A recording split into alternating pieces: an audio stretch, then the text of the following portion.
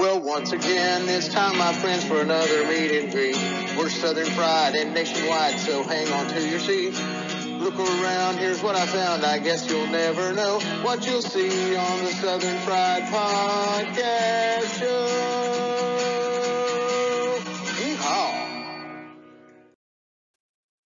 Good Monday evening to the Southern Fried Podcast fans and all you folks out there in Cornbread Nation.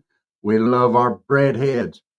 We're going to jump right on into the show tonight. We got a couple of special guests that's going to join us, and Dave's going to be here shortly. So let's pull folks up here and let's get everybody on the screen. Right here to the first one here to my right is Mr. Rob Diamond. See, I remember. We're going to have him on, and we've got Miss Elizabeth over here. She's our resident school teacher and a mama. And our mama said we kind of figure it's good to have a mama on here with us. So, but Mom always said, remember those who've fallen. So, Mr. Rob Diamond, why don't you go ahead and tell us a little bit about yourself and what you're doing here? Well, my name's Robert Diamond, but I go by Rob. But I'm getting ready to, here in less than 30 days, I'm going to step out onto the Appalachian Trail, and I'm going to hike from Georgia to Maine, 2,200 miles, and I'm taking the name Dog Tag as my trail name. And I guess we can talk about that in a little bit. But I grew up on the West Coast, so I'm not a true Southerner, even though I live in the South now. I currently live. Southern's a state of mind, brother. You can be from anywhere and have that Southern state of mind. Well, I lived in Southern Nevada and Southern California. I was born in Southern California, and then I grew up in Southern Nevada. I joined the military when I was 21, served 6 years, got out of the military, and went to work as a firefighter. And is that background from me? It might be. But I didn't know if you were getting it on your end. But I worked for 28 years as a firefighter paramedic and retired 6 years ago. Okay. Wow. Well, that's well, you know what? Well, we thank you for your service. What branch were you in? Is there more than one branch? Yeah. Oh, that's right. You're Navy. I forget. Yeah. I was Army. You know what Army stands for? Oh, Lord. I don't, but I'm sure you're going to tell me. Aren't real Marines yet. Oh, that was my dad's favorite. Aren't Marines yet. I'll have to remember that when I go to the next American Legion. He was a corpsman there in the Marine. And I'm a Navy vet. And you know what Navy stands for, right? Oh, no. What does it stand for? Never again volunteer yourself. I get me. You got to have a sense of humor about these things. I don't figure it's fair for me to jump on another branch without being willing to jump on my own. Exactly. Well, I come from the public military family. Both my parents were Air Force. My sister was Air Force. And I did have a brother that actually went Navy, so we had some of the branches covered. The only thing we didn't cover was the Marine Corps, the Coast Guard, and maybe my youngest will be Space Force when he grows up, because he says he's going to be an astronaut. So we'll see. Well, Miss Elizabeth is the veteran of the public school system. That's a long, hard service too. Yeah, at times, yes. That is a tough branch to be part of. But go ahead and tell him what age you deal with. 6 and 7 year olds. Oh, okay. First grade. First grader, yeah. Yeah. Yeah. Well, I guess I should have told you that I have 7 children, no biological children, but I have 7 children. My wife has 1 biological son who's disabled. He lives with us. He's in a wheelchair. And then I've adopted 6 kids, and they range from 23 to 8. Okay. Yeah. And see, that's awesome. There's so yes. Hey, hats off to you. You had home, you had the money, you had the ability, you had the love in your heart, and to bring these children into your home, that's awesome. Give them a family, give them a father figure. Absolutely, Yeah. that's awesome. We did foster care for a number of years, and then my oldest daughter at the time, we were fostering kids. Um, because I had always wanted kids, but my wife had one child with his disability. She chose not to have any other children because she didn't want to see him go through the suffering that he went through. So we did foster care for a couple years in Vegas, and then my great niece, my oldest daughter, she was born to a drug addict, and she couldn't take care of her, and we offered to take care of her, and ultimately it worked out. She wasn't our first to adopt, but she was definitely my oldest. So Yeah. That's awesome. I commend you for that. yeah, A lot of people wouldn't do that. all of them had come with special needs. My youngest is a high functioning autistic child. Mm-hmm. That and Savannah, my oldest, she had a condition known as CSIDS, which she could not digest sugar, sucrose. Yeah. So we called her the poop monster because you'd feed her and within minutes she'd be pooping on you. So Oh. at a year and a half old, they finally figured the problem out, and they said, quit giving her sugar, and of course, most formula and baby food is loaded with sugar. Yes. Yeah.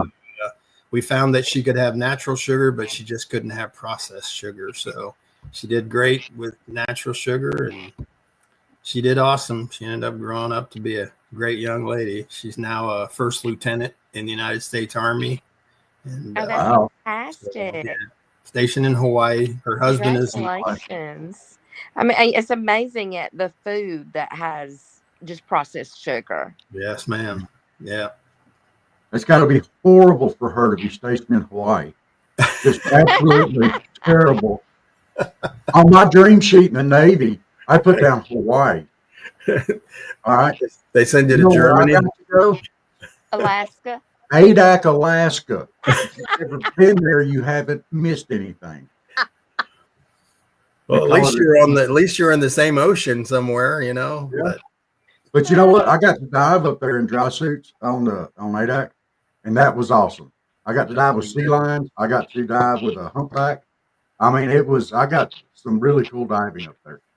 Got to see sea otters. It was cool. So, yeah, I didn't let it stop me, but, that You never water's told me cold. that. Huh? You've never told me that. Yeah. I did my first PT, my first 5-mile swim I did on Adak. Wow. Oh, now see, we got to talk tomorrow. Okay. We can Now do tell it. me We the talk later story. on tonight. Oh no, I'm going to bed early, man. You just got school tomorrow. Oh. Only. Only.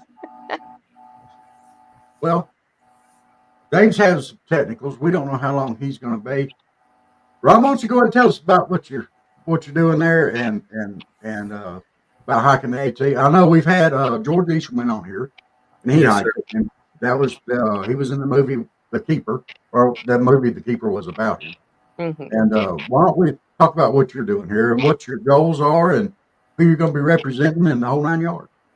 Well, I was introduced to the AT probably back in the early 90s, 1990s. I was been involved in scouting most of my youth and adult life up to a certain point.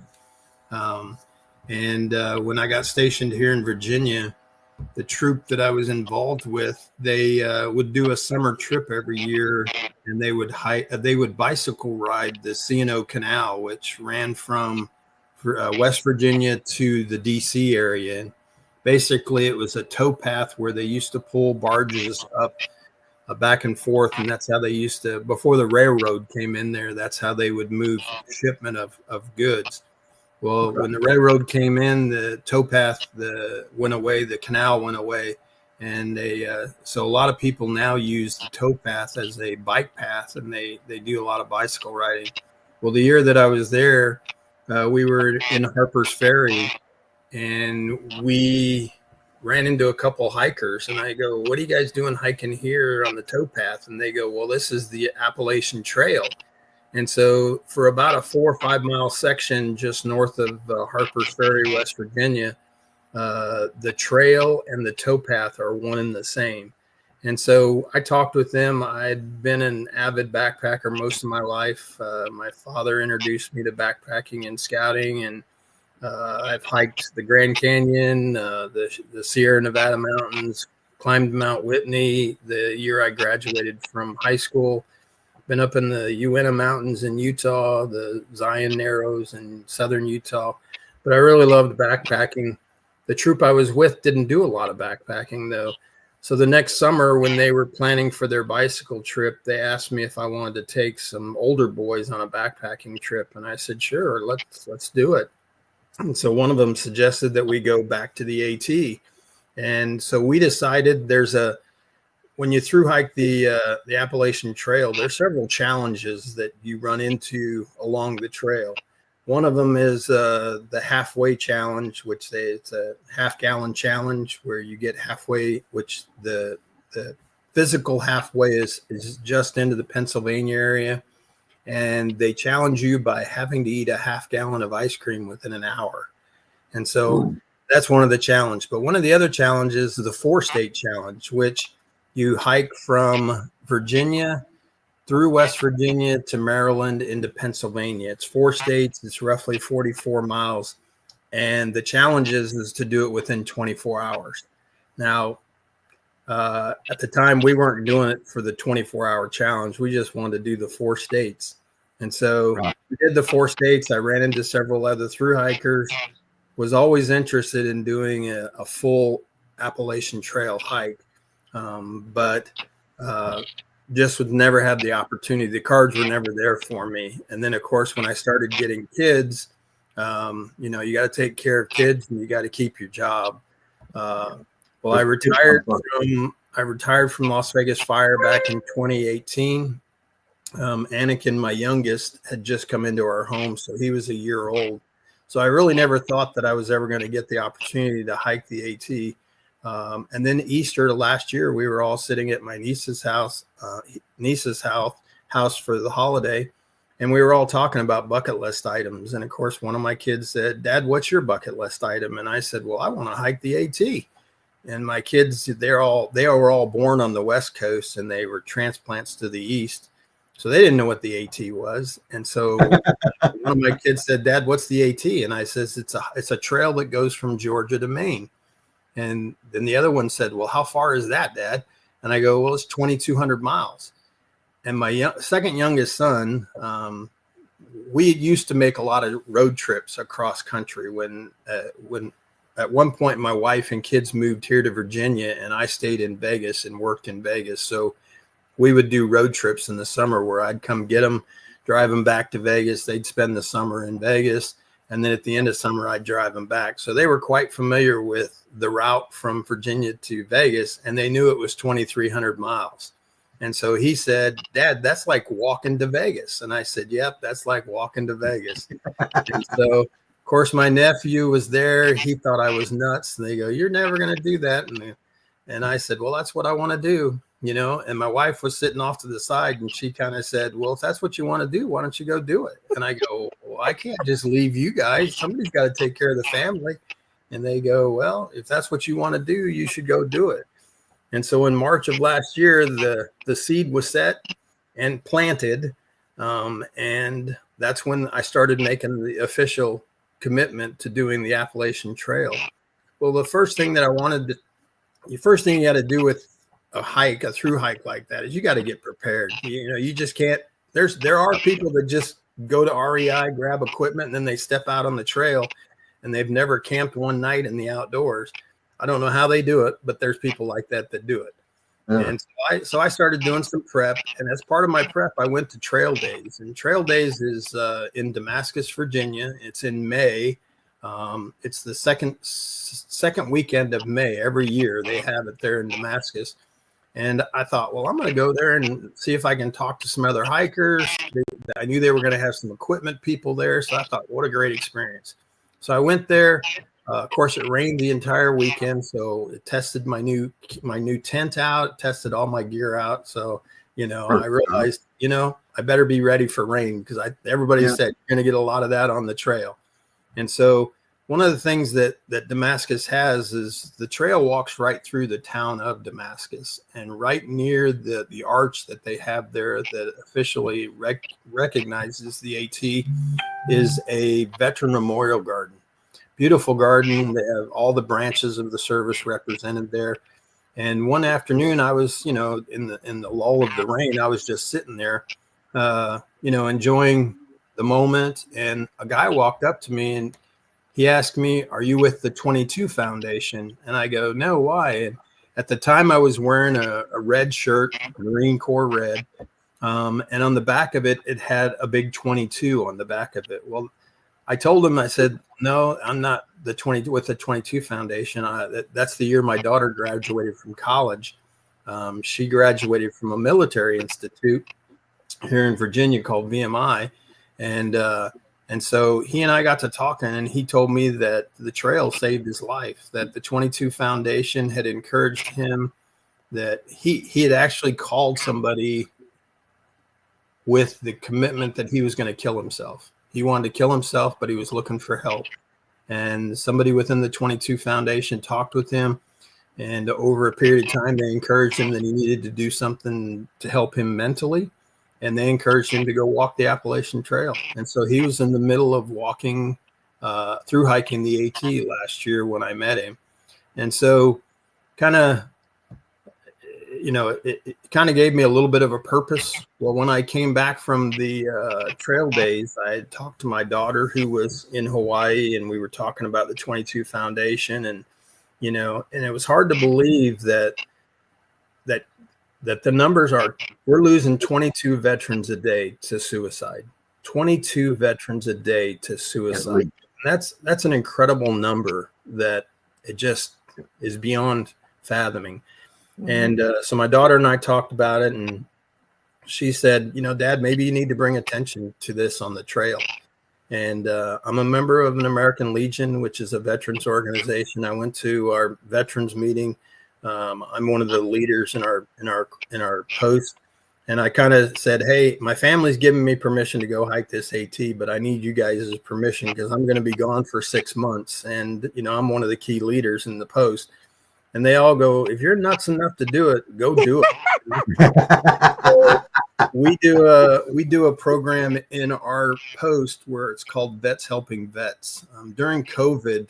Veterans that were hospitalized long term, we found out that the VA wasn't providing them personal hygiene items, shaving kit, brush teeth, things, simple things to brush your teeth, or and so we found out that they weren't doing that. So we started collecting personal hygiene items, and we donate them to the VA hospital. So we put these boxes out at our local churches, and it's called Vets Helping Vets. And we ask people to donate personal hygiene items. And one of the things that they've needed, a lot of times when vets are brought to the hospital, they're brought in some pretty ratty-tatty clothes. So when they go to discharge them, they usually send them home in scrubs, And so we've started to purchase brand new sweatpants and sweatshirts as part of our Vets Helping Vets program. So one of the vets in our post said, "Hey, Rob, why don't you do it as a fundraiser for our Vets Helping Vets program?" So I had told him that, hey, I'd already talked to my daughter about doing it for the 22 Foundation. So it kind of took on that mission that, I could help two organizations at the same time. Mm-hmm. And so that's where I kind of started doing the idea about doing it for a veteran, helping the vets and stuff. Well, then I got to talking to a few of my firefighter friends, and they said, "Rob, the problem's just as big in the first responders as it is with the military. It's just we don't hear a lot about it." And I learned that we're losing more police officers to self-inflicted gunshots than we are to line of duty shots. So I decided not only to do it for bringing attention to the veteran suicide issue, but also to first responders. While I worked in Las Vegas, in the 20 years I was there, we lost 2 young men, both of them in their 20s, that committed suicide while on the job. And so it's just something that's been passionate for me. And I, figured that the best way. Well, while I was at Trail Days, they talked about this guy, the Keeper, and they said he had a movie coming out. Well, I really didn't put 2 and 2 together until after Helene had went through North Carolina and Tennessee and destroyed a lot of that. I went down there and did some trail magic, or we called it town magic, where we went and worked in some of the towns. Right. And we went with a guy by the name of Mighty Blue. He does a podcast as well, but his podcast is specific for AT thru hikers. And lo and behold, the week we were down there was the week that Steve was posting his interview with the Keeper. And so we got to listen to the podcast before he put it out publicly. And just, it really hit home this guy's story that, and your listeners heard his story, that he went out actually to kill himself. But the trail saved his life. And I'm hoping that, I'm not saying I'm in jeopardy. I'm not going to go out there and kill myself. I have no intentions of killing myself.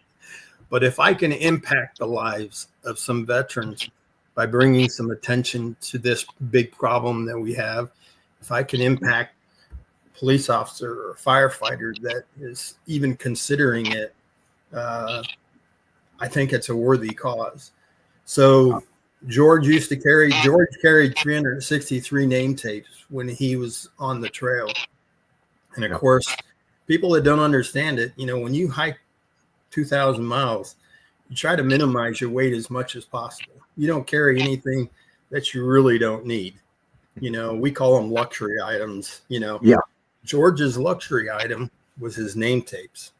And he went and made 363 name tapes. Military name tapes. When you're in the military, that's how they identify you, with a name tape on your uniform. Yeah. And so I talked with Steve that week. I was in Hot Springs. I said, "Hey, do you think George would entertain me talking to him?" And he goes, "Well, you never know. Call him." So I reached out to him, and what a great guy. I'm sure you've had the experience of talking with him. He's a Georgian as well.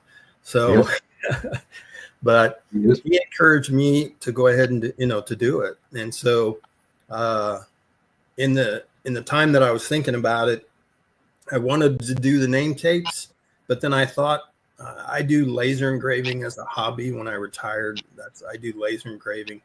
And so I thought about doing dog tags like you used to wear on the military. You used to wear dog tags. And I suggested it to George, and he thought it was a great idea. And so I'm in the process of trying to get names. You can see my pack back here.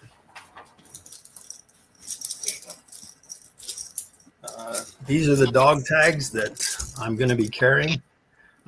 They have the information of the soldier, sailor, individual on one side.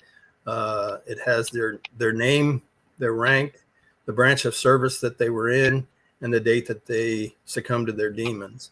And then on the other side, it has a laser engraving of my 22 a day for veterans and first responders.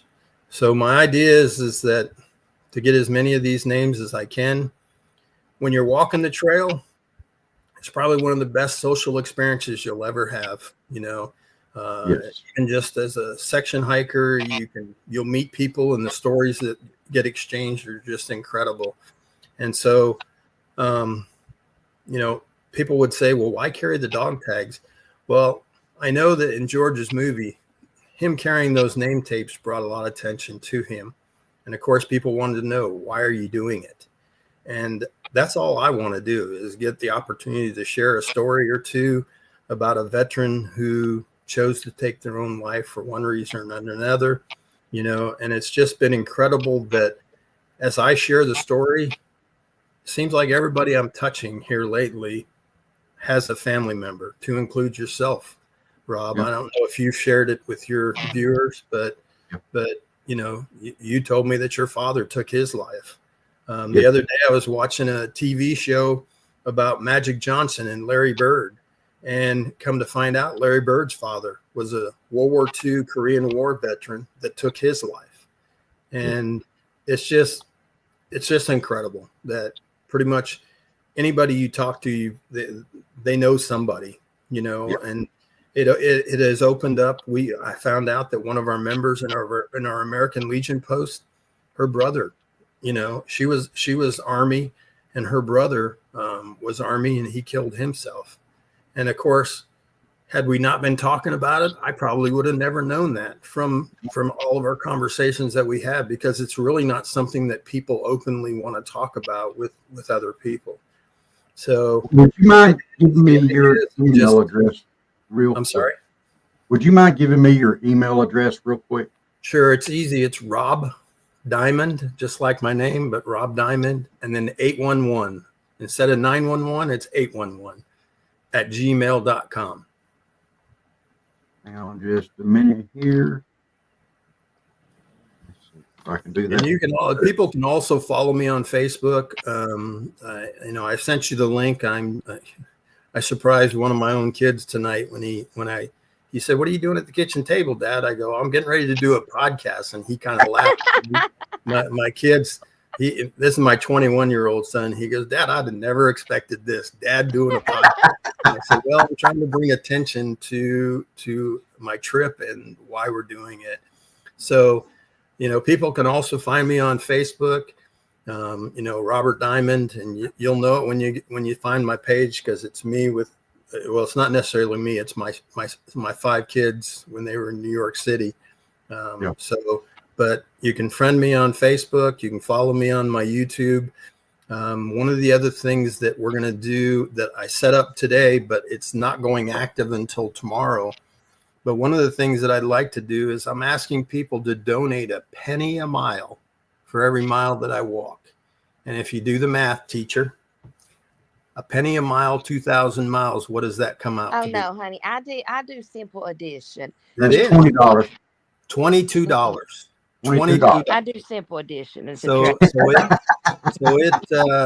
it's funny how the number it's funny how the number 22 has continued to pop up in my life this year since I've decided to do that. And so that's why we chose to do a penny a mile. It's not asking a lot from anybody. I'll send you the link to that, or I think I sent it to you earlier.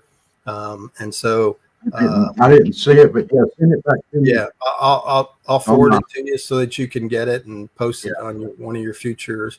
But it allows you to make a small donation. The money's going to go. We've got through my search for looking for names, I've run into a couple groups that specifically seek out to help veterans with mental health illness. So some of the money will go back to them. Some of it's going to go to our Vets Helping Vets program. But our hopes is that we can raise a little bit of money. If not, if I can just raise some awareness for a problem that is a serious problem within this country. So you have a QR code to donate? Yes, I do. I can get you one. And like I said, that's from Kiki D here. She's asking for. Yeah, I do have and if you don't mind, I'll just I'll post it if she friends me on Facebook, or if you can friend me on Facebook or email me on YouTube actually. Huh? She's coming in on YouTube. Oh, okay. Well, my YouTube, it's on my YouTube channel. I'll post a picture of the QR symbol for the donation site, and if you go to the donation one, it actually has a link to my YouTube channel. So I don't know how I can send that to you. You know, what is the name of your YouTube channel? It is Dog Tag on the AT. Dog Tag on the yeah. AT. And let me see if I can share my see if I can figure this. Of course, I'm an old man, so you got to be patient with me, Rob. So You can copy them. Can you access the chat yeah, function? that's I'm. Let me see if I've got it because I did download it earlier. You might be able to copy and paste on that. Let me see. And while you're doing that, I am going to bring up something I did notice earlier, and I haven't forgotten, because Dave and I are huge Star Wars fans. And I heard that your youngest son's name was Anakin. Anakin. It is. It's Anakin. Absolutely. and I will say that I can't take credit for his name. His okay, I've sent the link to your messenger on YouTube, Rob. I added it to your page where you sent me the streaming. You should have gotten it there. Okay, let's see. Not let me do it that way. Let me try another way here. Yeah. Let's see. Let's see if we do it as an overlay. Add overlay. Yeah, I wouldn't even know how to do anything like that. Oh, don't feel bad. I don't either. And understand, if they go there tonight, you won't be able to make a donation because when we set it up today, we found out we needed our banking information, and being a federal holiday, I couldn't get in touch with the banks because they were closed. So I will be putting that information on there tomorrow. So the link should go live tomorrow so that they can make a donation. And the nice thing about this donation site is it allows people to track how much in donations. Now I've set a pretty lofty goal of $22,000 for my goal. Don't know if I'll make it, but you're able to track the funds as they come in if you go on there. And like I said, Rob, we talked about when we talked on the phone that I'd love to call in while I'm on the trail and give you updates on how crazy it is. And don't be thinking I ain't gonna be putting up a map here and putting push pins in there. Yes, sir. Yes, sir. There you go. It's in the background now. I see it. But yeah, hang on just a minute. Keep talking.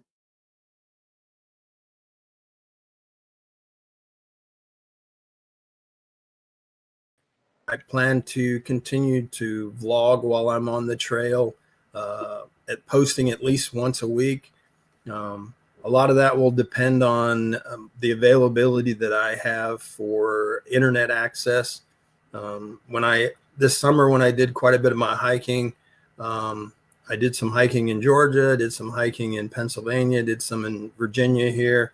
And for the most part, I always had an internet signal, except for just a few times. But the way you resupply on the trip is you'll go into the local towns and you'll get your food supplies, recharge your electronic devices, recharge your body, take a shower, clean off some of the filth, wash your clothes, and then get back out. So if nothing else, when I'm in town doing a resupply, I'm sure we can make it happen where I can reach out to you guys and do a update while I'm out there on the trail. And you'll see me as I start to wither away, because one of the things that the AT is it's one of the greatest weight loss programs out there.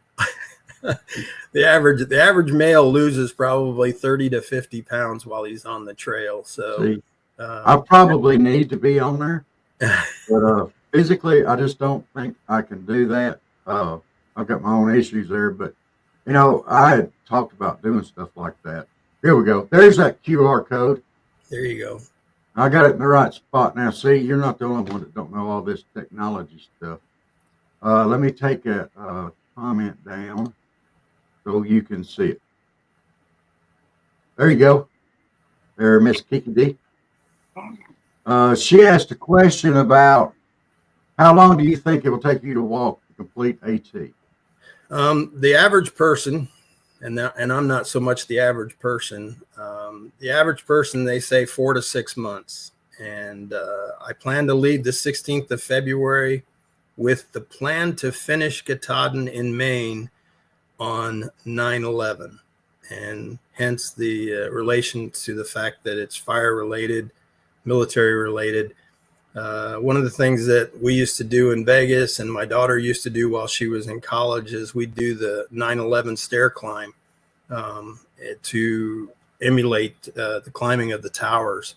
And so I told my daughter, I says, instead of doing the stair climb this year, why don't you just meet me in Maine and we'll climb Katahdin together. So that's kind of the plan right now, is I'm going to try and schedule my hike out so that I can finish on September 11th. So it'll be just over 6 months if I do the trip. Wow. Chick Crew, it's just the QR code is to help sponsor him on his trip and to raise money for awareness on that. Yeah. So, and it's not so much to fund my trip. I'm paying for the expense out of my own pocket. The fundraising is to there's some groups that help military vets, especially military vets that are suffering through mental crisis. So I'd like to give some of the money to them, as well as I'd like to help give money to our American Legion post so that they can fund our Vets Helping Vets program. and see, this whole thing is awesome. This is, like you said, I lost my dad to veteran suicide, and there's a lot of mental illness that goes along with that. Uh-oh, we lost her. She'll be back.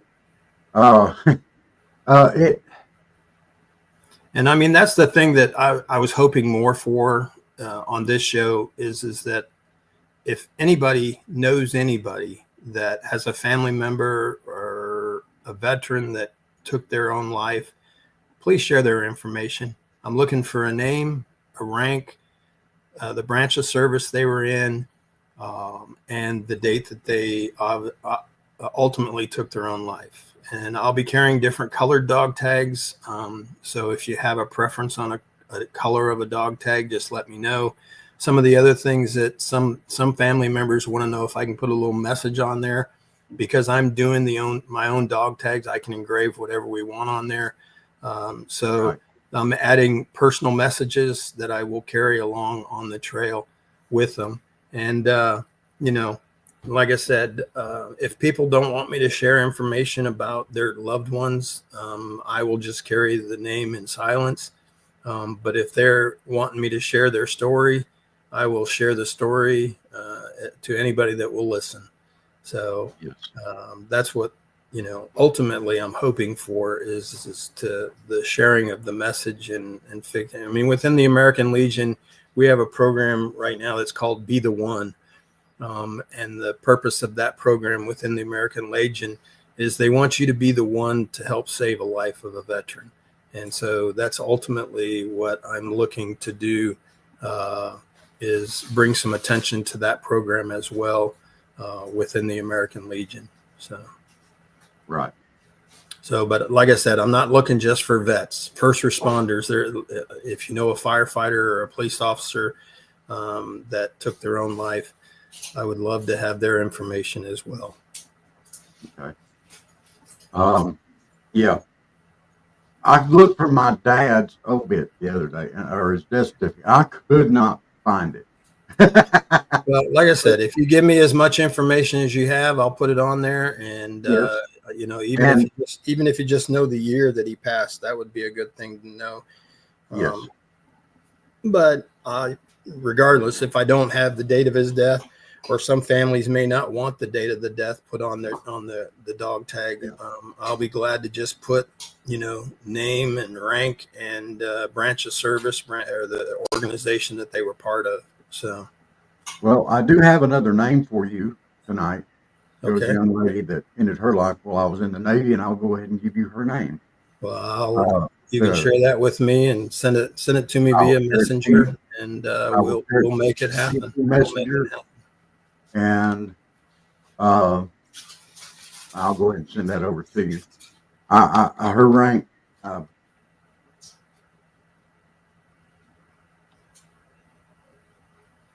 She was.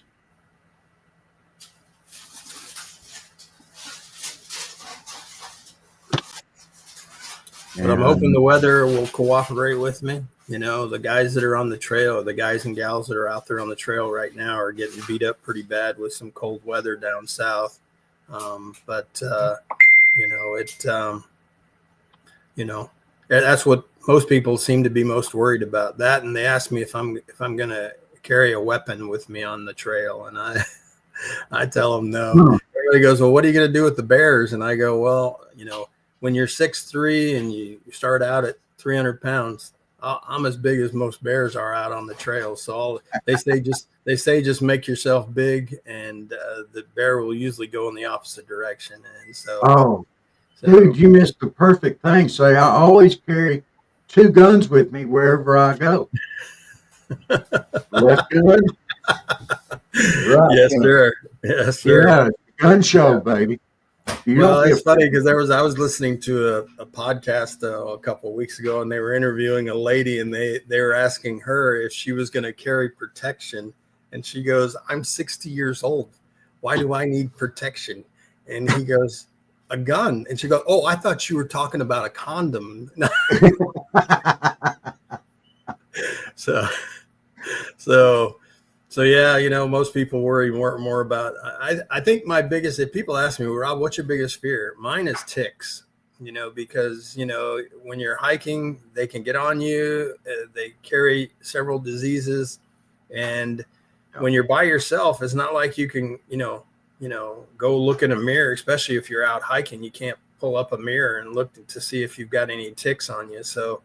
No. The nice thing is my doctor's been proactive with me. He's given me a prescription of antibiotics so that if I, being a paramedic, I would know the signs and symptoms of possibly a Lyme's disease.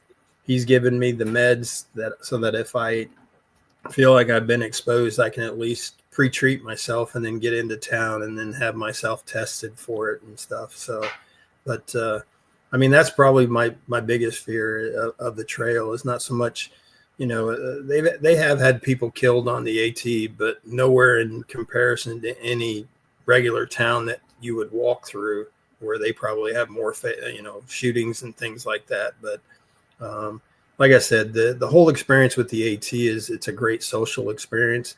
When you get out there, you'll meet other people and you'll form what they call a tramily. It's your trail family. And you kind of keep in touch with them along the trail, and you know, if they haven't seen you, they're going to be looking for you. And you know, one of the things that I've missed the most about the fire service is my nightly meals and the sitting around the dining room table at breakfast on the weekends and talking about, you know, the happenings on the calls that we've been on.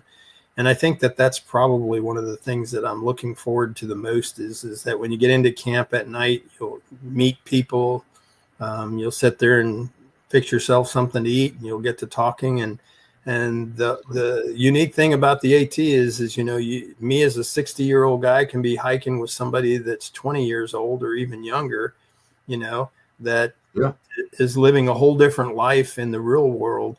But yet when we're out on the trail, the experience that we're experiencing together, it's just everybody has their own unique experience on the AT. It's just, you know, you can read 100 books about the AT and no two have the same story.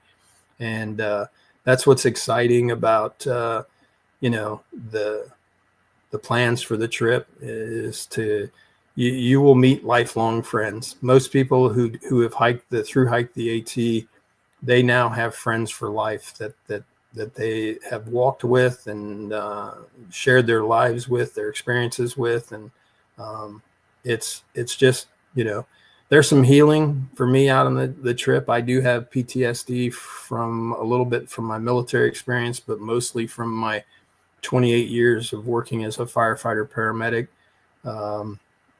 The big shooting they had in Vegas, I wasn't at the shooting, but just for the fact that I don't need to see another mass casualty in my lifetime. And, you know, it's just, you know, it'll be good to get out there and get away. And, you know, enjoy some time with just Rob and a few new friends.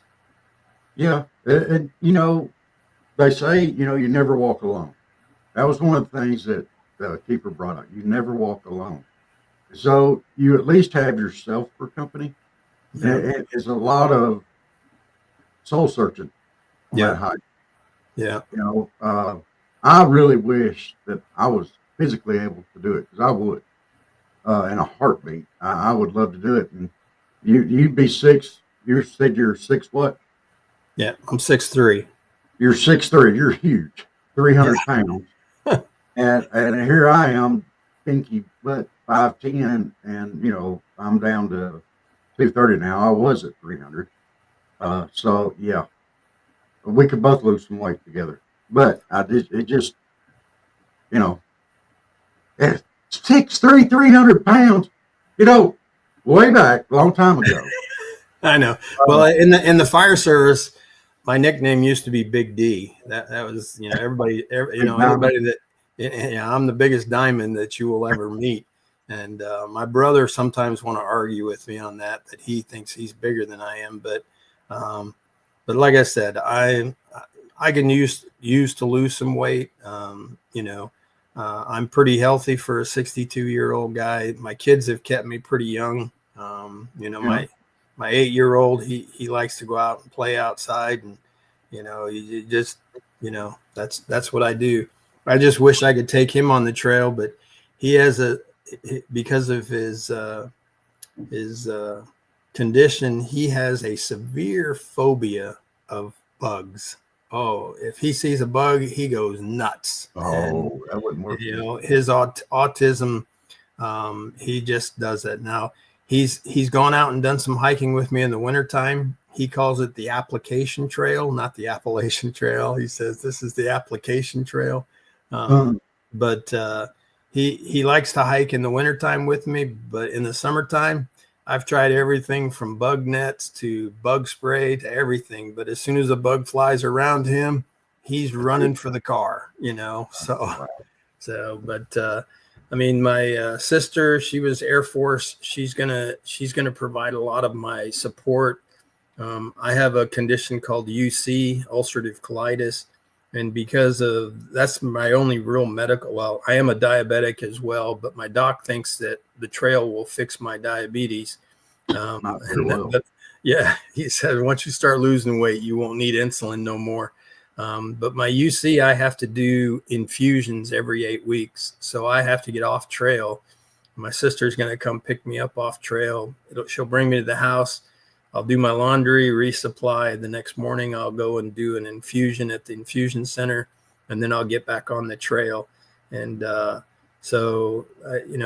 one of the things that if people want to do things to help people that are on the Appalachian Trail is they have what they call trail angels, and you can go to different places along the AT, park your car, wait for a hiker to come along and feed them and give them something to drink, and just the experience of sitting and talking with somebody would be incredible. I mean, when I this summer, when I was up in the Shenandoah Mountains here in Virginia, I had finished hiking and I was waiting for a shuttle rider to come pick me up to take me back to my vehicle. And a car pulled up and said, "Hey, you need some trail magic?" And I was just surprised that somebody would know the term. And I go, "Sure, I'll take some." So they went and turned around and came back. Well, lo and behold, this young man and his wife had just finished hiking the AT. And he was from England, and his parents had flown over from England, and they were driving kind of the trail, and he was giving his parents the experience of the AT. And of course he gave him the experience of providing trail magic to a hiker that I'd been out on the trail for 5 days, and it was just nice to have a nice cold Gatorade, and he gave me some snacks, and it's just the simple things in life become huge, and that's what's incredible. So yeah, if you want to help anybody, and if you want to be part of the trail, and like yourself, Rob, and you physically can't do the hike, there's people that provide trail magic all the way up and down the AT, and it is greatly appreciated. It is greatly appreciated. So, Well, I tell you what, I love being out there to help and everything. The problem for me is I'm in Southwest Georgia, and I'm epileptic and I can't drive, so I understand. it's hard for me to get over there. But here's how I can support. Hey, if y'all have a name of a veteran or a first responder that that you've lost to suicide, mental illness, stuff like that, send it to him. Send it to Mr. Robert Diamond here. I've got his email here at the bottom of the screen. Send it to him. Rank, service, fire department, police, EMS, whatever, and you send him names. He's looking for names to carry with him. Let me go ahead and here's that QR code again. Now you said this will be available tomorrow. Tomorrow, it is actually up and it's up and running. But when I tried to do a sample on it today, it wouldn't take the money because we didn't have our bank information attached to the link. And so we're going to do that tomorrow, and so they'll be able to after tomorrow be able to do that. And I'll put that QR code and the address on my YouTube page, so that if nothing else, they can follow me on my YouTube page. And if they want to make a donation at the end, or if they want to make it at the beginning, either way, it'll just be greatly appreciated. So, Kenny Mile. Let's see. Kiki D says, Trail Magic, your Trail Angels will take good care of you. Best of luck. Well, thank you very much. Thank you very much. And I'm looking forward to it. That back up there. There you go. I put it back up there. She's sure is bossy tonight. Yeah. I love you, Chick Bait. She does a true crime show, and y'all need to check that one out too. She's been a friend of the podcast for a while now. You got it yet? Oh, there's the play. Now this I can do to help, and I'm happy to do so. Now, I hope you got it. You can't cover up the clickbait over here. We got 2 clickbaits tonight. Yeah. All right. So firefighters, EMS, police, veterans, and let's draw awareness to this. This is something that's been near and dear to our hearts for a while. It's something and even if somebody wasn't related to any of those organizations and they just had a family member, because I've had family members within my own family. I had a nephew who was having some problems at home, and he thought he was going to show his mom by hanging himself, but he thought that his feet would touch the ground when he kicked out the box, and he thought it was going to surprise his mom. And he called from across the street from where she was at. He was at a friend's house, and he was hanging in the porch area of his house. And he was a big kid. He's a diamond, so he was a big kid. By the time she got over there to him and everything, she couldn't lift him up to get the weight off of him, and he ended up killing himself. And again, a lot of people who do commit suicide or attempt suicide, when they attempt it, they're usually asking for help. They're asking for help. And that's really what needs to happen is that we need to know that when people ask for help, that there's somebody that can offer them the help. And sometimes just giving them this is one of the greatest things that you can do for somebody in need. So, that was one of the things I brought up when I was talking about veteran suicide at the Legions. We got to open our ears so we can hear, or listen, and we got to open our hearts so we can hear. But the most important thing we got to open is our mouths so people know. Yeah. I mean, there's a lot, you can open your ears and listen. A lot of times you got to open that heart up to hear what's being said. If people don't ever open their mouths, or they say, you know what, I've got this, it's nothing that I can't handle. Well, I know my dad was a foreman in Vietnam, Marines. You know, he got blown up, shot, and everything else, and he said, "I got this. I'm tough enough. I don't need any help." Yeah. That's actually the nature of the beast, and the fact that people think your military people are strong, your firefighters are strong, your police officers are strong, and oh, they would never even think about doing that. But sometimes when you've been exposed to enough in your lifetime that it can get old. And I think I told you, I often get asked, what's some of the toughest calls that I've been on. For me, the tough calls have always been my kids, when running calls on kids. And I think I shared with you the one that happened 2 days before Christmas, and it was December 23rd. And we get a call for a possible shooting, and we get there, and a young lady was shot in the chest, and the male was shot in the head. He had shot her, and then he shot himself. The unfortunate part about it, he did it in front of two kids, two little girls, Tiffany and Brittany. 11 and 14 were their ages. It's funny how things you remember, about that. And the toughest part is after I pronounced the two adults dead, the police officer told me I had two more outside that I needed to go check on. And I thought I had missed something coming into the house, and come to find out it was the two little girls that were sitting in his police car that he had taken outside. He knew I needed to go talk with them. And, just some of the questions the little girl asked me were just even to the day are still mind blowing. And the fact that, it was 2 days before Christmas. The first question she asked me, she goes, "Well, can't you go take some of mommy's organs and give them to somebody else?" And she wanted her mom in some way to live on. Told her I couldn't do that. Then she asked me, how would Santa Claus find me? Because, she goes, "Well, what about Santa Claus? Where will I go?" And I had been told that they were reaching out to their grandmother, and the grandmother was coming to get them. And of course, when I told her that they were going to go stay with their grandmother, she goes, "Well, Grandma doesn't have a Christmas tree." And of course, being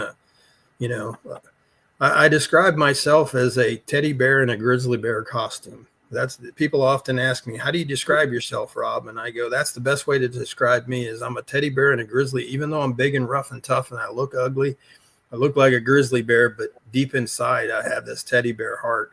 And, we made sure those two little girls did not have Christmas. The firefighters all got together. Like I said, you go back to the station, you talk about the calls like that, and everybody at the station says, "Well, we need to go do something for these girls." And so we put the word out, throughout Vegas, the stations, and we collected toys, we collected everything.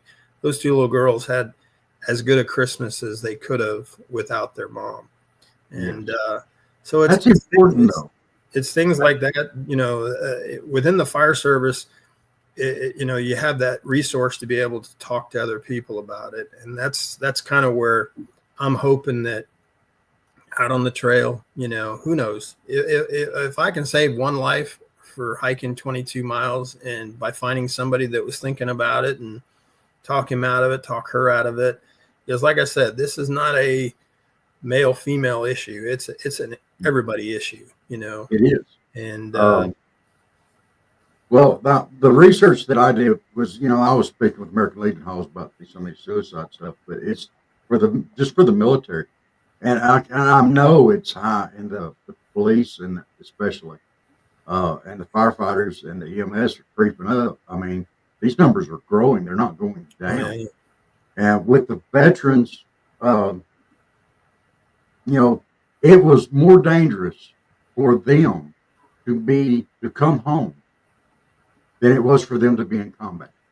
Yeah. It was more dangerous for them to return. They're more likely to suicide than they were to get killed in combat. Yeah. And I know as a firefighter, one of the things that I would never do, is I would never come home and talk about the shitty calls, Now, as my daughter got older, the one that's a first lieutenant in the Army, she used to always ask me, "Dad, tell me some stories, tell me some stories." Well, at the time she was wanting to be a firefighter. So I wanted her to know that it wasn't all roses and butterflies, Yeah. There's bad stuff. And, when she turned 16 and she hadn't gotten her driver's license, I started sending her pictures of all my car accidents that I ran. And one of the pictures that I sent her was a car that was being driven by a 17-year-old kid that he ran into a pole. The pole split the car in half. And, of course, he was fatal. And as I'm checking him, I can hear this phone ringing. And I'm like, where's this phone ringing coming from? And I look down, and there's a phone laying on the ground outside the parts of the car. So after I had pronounced him dead, and I went over and I picked the phone up, and I go, hello. And they go, where's Dale? And I go, Dale, who's Dale? Well, he was just talking to me on the phone. And next thing you know, he's not talking to me. Well, he was talking to the kid on the phone when he lost control of his car and he hit it. And it's a shame that, things like that, and so I sent that picture to my daughter, of the car split in half. And then I circled the picture of the phone laying on the ground. And I told her, I said, this is what not paying attention while you're driving will cause. And so, she liked it, but like I said, for the most part, when I would come home in the morning, I didn't like to share the crappy calls. The good calls, sometimes, it was fun. I did this, and I hung off the side of a building, blah blah blah. The fun things were always cool to share, but you didn't like to share the bad things, and that's the problem with vets and our police and our first responders, is that they carry this baggage around with them way too long. And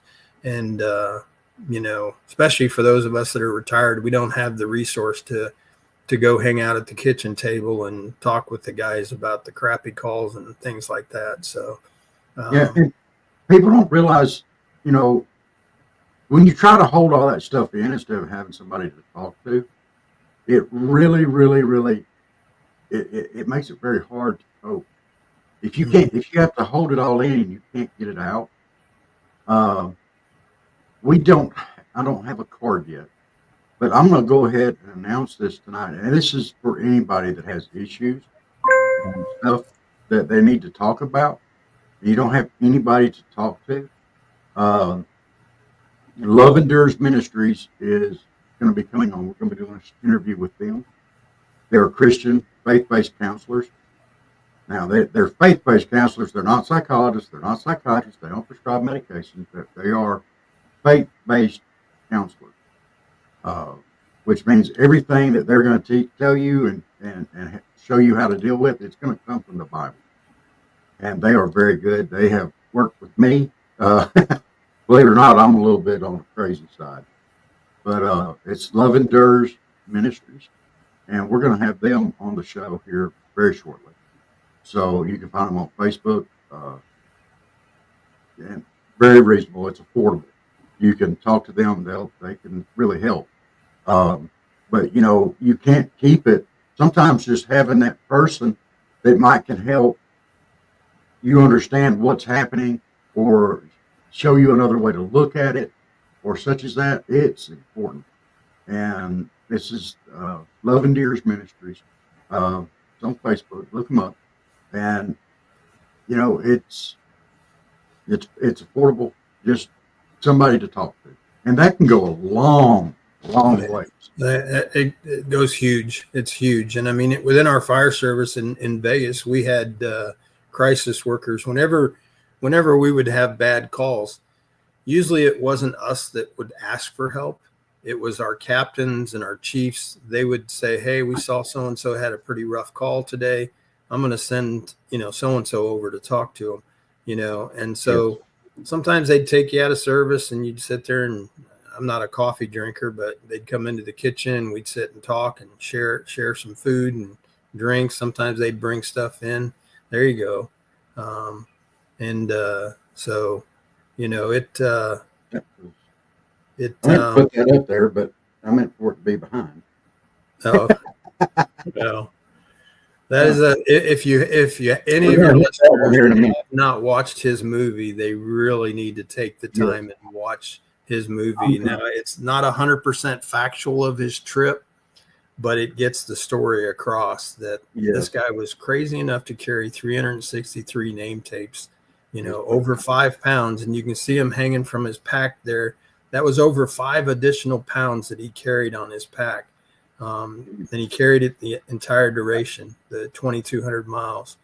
And so, while we got everybody in here, we got a crowd in here tonight. Let's go ahead and talk about this.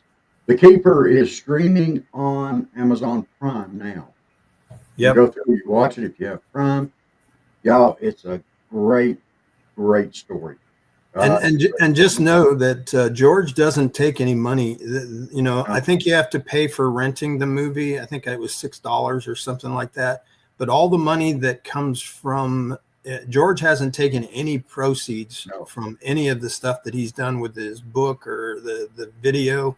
All the profits he has given back to veteran organizations. And so now he goes and does public speaking to different groups and such as that. They've offered him money for that. He won't take it.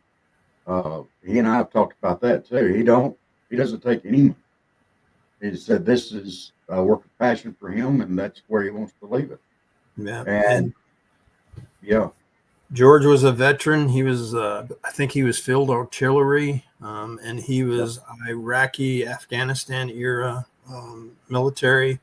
And like I said, it's in the movie, it shows him doing a NOBO, which is north to south. But in the real world, he did a SOBO. Excuse me, I take that back. In the movie, it shows him doing a SOBO, which is north to south. But when he did his real hike, he hiked from Georgia north. And like I said, great young man to talk to. He just, it was an incredible story to actually get to talk with him. I just pushed it home for me that this is something I needed to do.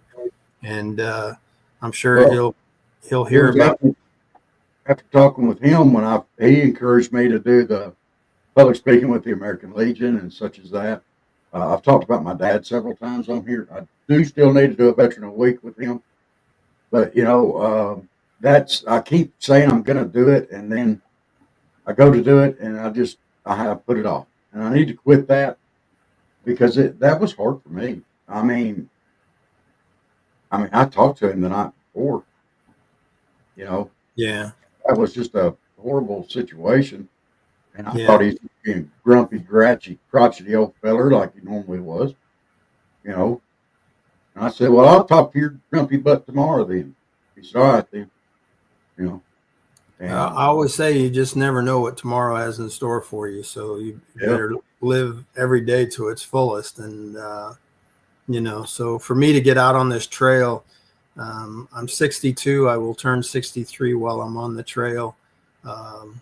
I took Social Security this year, and that's what's going to fund my trip. Is I'm using my monthly Social Security check that I get in addition to my retirement check from firefighting. Family will get my firefighter check, and I get to use the Social Security to fund my trip along the trail. And you're 62? 62, yes. Oh, you're okay. Yeah, you're the oldest one on here then. For real.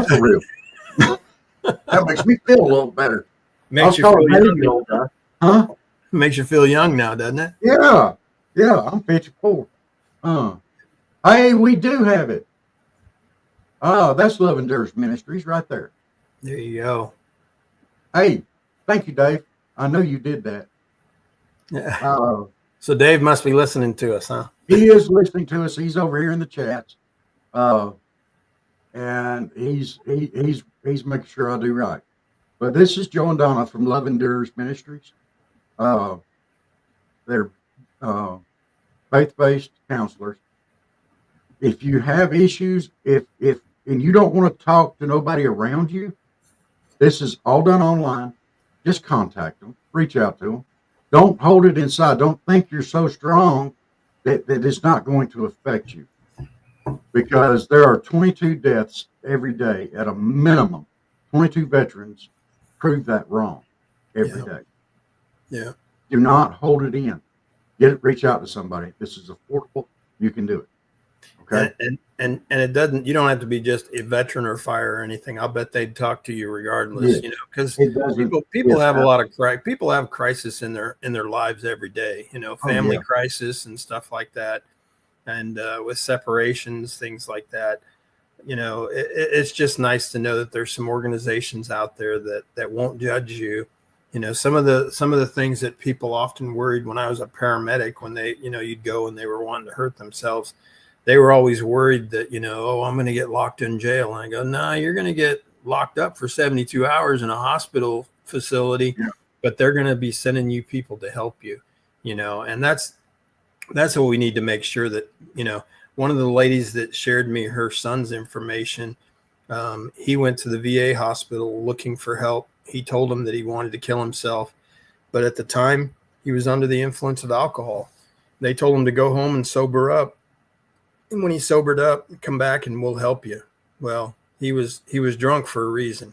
You know, he was trying to hide from everything. So that's just nuts that somebody would send them away when they were calling for help, you know. And we just, you know, you don't need to be a policeman, a paramedic, a fireman, that, you know, or a medic in the military. You know, if somebody, you know, when somebody needs some help, you know, I have a good partner of mine that I worked here in the fire department in Virginia. He introduced me to a young man last week that he is legally blind and deaf. And this year he finished the AT. He section hiked the AT. So he did it in sections each year, and he just finished it. And he wanted to meet with me. So I went and bought him lunch.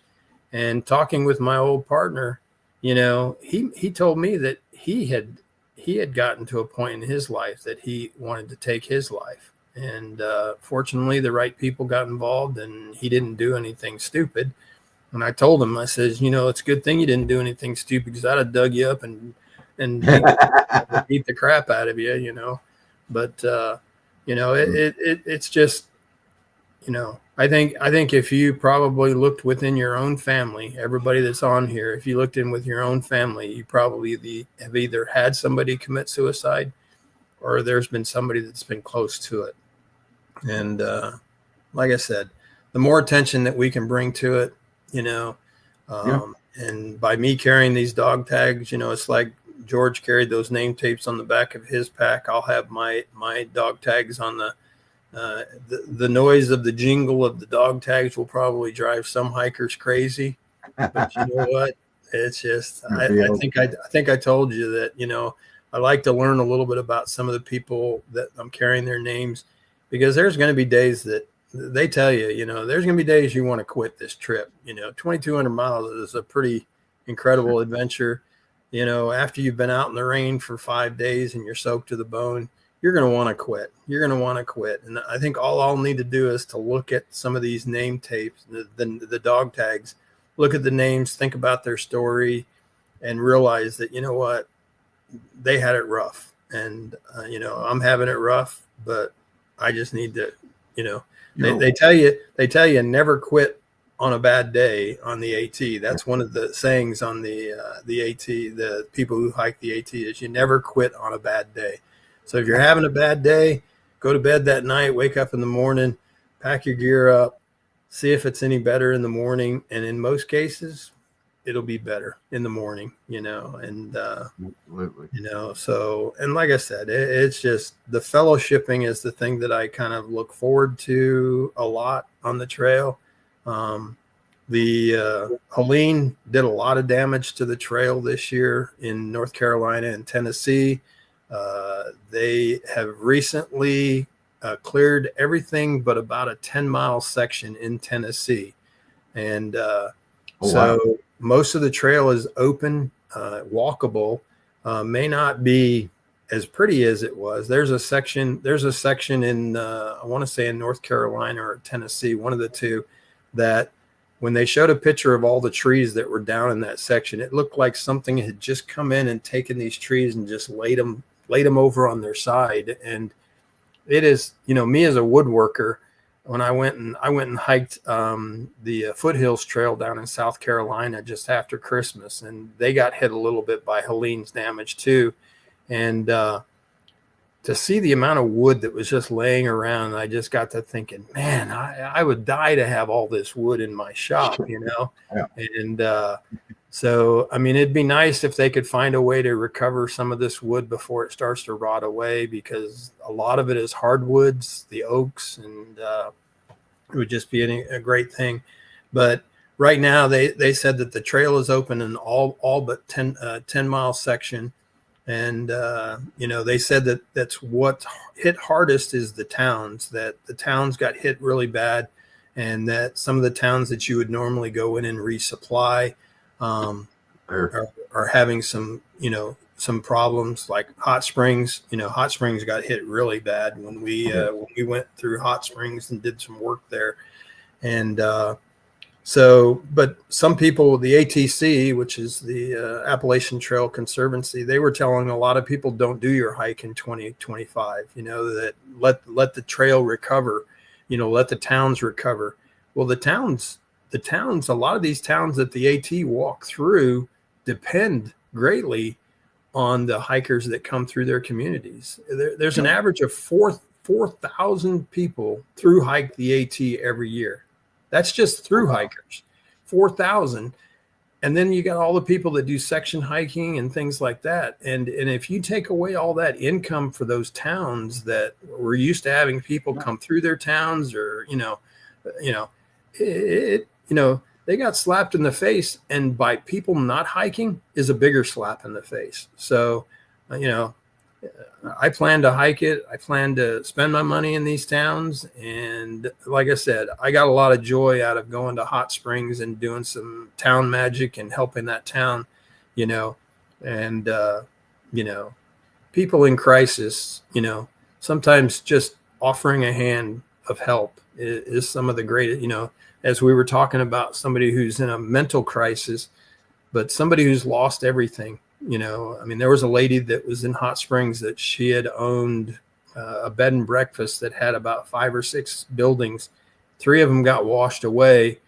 One of them didn't get washed away. It was her primary residence. But when we went down there to help her, it was just like everything, the water had destroyed everything. And you really felt bad for these people. And we walked up to her and, how can we help you? And, her answer was, I don't know. I don't know where to start, and so, I was telling you, Rob, that it's nice to see that our new president, one of the first things he's going to do is go visit North Carolina in the mountains that got hit by the Helene damage. Those communities still need help from our government, and they need help from our through hikers and people that are going to go and visit those towns, and they need the income. So I would encourage you to get out there, and, if you don't want to help me with I'm sure you can find some programs out there that would take your money to help those North Carolina, Tennessee areas that are in need. Well, he's going out there and he's getting help lined up for him. And why it's taking so long, I don't know. And the folks in California, he's going out there, and why it's taking so long,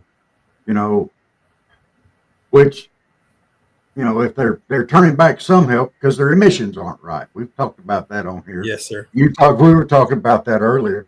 If I need help, I don't care what your emissions are. Come on, help. Yeah.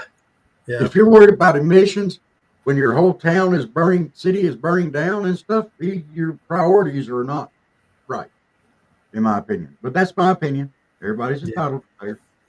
But I wanted to make sure, Rob, people understood that when you hike the Appalachian Trail, you give up your real name. You may start the trail as Rob Diamond, but within a few days or weeks, they'll have a name. They'll have a nickname for you. That was the one thing the fire service did, is that if you did something stupid, you got a nickname. And that nickname would carry with you your entire career. And the same thing with the AT. If you don't start the trail with a trail name, you'll end up with one. And I was kind of given 2 that I should think about. One was Torch, being that I'm a fireman, but the fact that George had passed his torch on to me, to carry, like when you're doing an Olympic run, that the torch gets passed on and you continue to carry the torch. So I thought about the torch, but then everybody said, no, you need to do dog tags, because then it explains why you're carrying the dog tags. And so, like I said, please, I can't ask enough that if I only get one off the show, but it sounds like I got two already from you. So you're somebody that's given me two. So, please, I gladly take the information. I'll take a picture of the dog tag after I engrave it, and I'll send it back to you so that you know that I've done it. When I get done with the trail, if it's something that you'd like to have, I will gladly return the dog tag back to the family, and they can ultimately keep it, with them.